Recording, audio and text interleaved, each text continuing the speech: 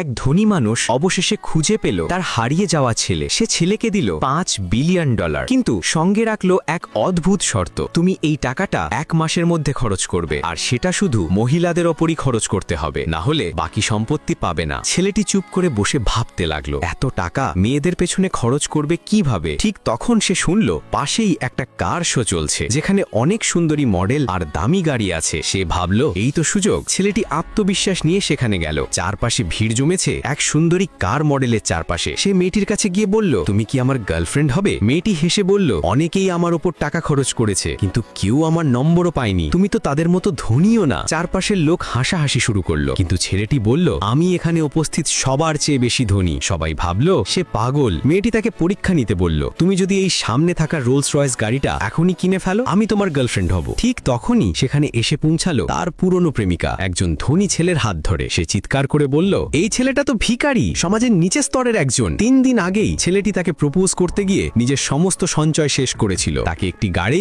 আর necklace উপহার দিয়েছিল, কিন্তু মেয়েটি বলেছিল এই সব সস্তা জিনিস আমার জন্য নয়, এবং অন্য ধনী ছেলের সঙ্গে চলে গিয়েছিল। সেদিন ছেলেটি নদীর ধারে গিয়ে আত্মহত্যা করার কথা ভাবছিল। তখনই তার দাদা এসে তাকে থামায়। দাদা বলেছিল, তুমি আমার একমাত্র নাতি, আমি তোমাকে $5 বিলিয়ন দিচ্ছি, কিন্তু 1 মাসে সব খরচ করতে হবে, না হলে কিছুই পাবে না। এখন সে যখন পুরনো প্রেমিকার সামনে দাঁড়ালো, তাকে সম্পূর্ণ উপেক্ষা করলো। সে কার মডেলকে বলল, আমাকে সব দামি গাড়ি দেখাও। একটার পর একটা গাড়ি সে দেখলো। প্রথমটার দাম দেখে বলল, অনেক সস্তা। শেষে মেয়েটি দেখালো $20 মিলিয়ন গাড়ি। ছেলেটি হাসলো, এই সব গাড়ি আমি কিনবো, আর সব তোমার জন্য। সবাই হাসতে লাগলো, ভাবলো সে মজা করছে। ম্যানেজার এসে কার্ড সুইপ করলো, আর পরের মুহূর্তেই শোনা গেল ট্রানজাকশন সাকসেসফুল। হল রুমে নীরবতা নেমে এলো। পুরনো প্রেমিকা হতভম্ব হয়ে গেল। সে কাঁদতে কাঁদতে বলল, আমাকে মাফ করে দাও, আবার আমার জীবনে ফিরে এসো। কিন্তু ছেলেটি শুধু হাসলো। এখন অনেক দেরি হয়ে গেছে।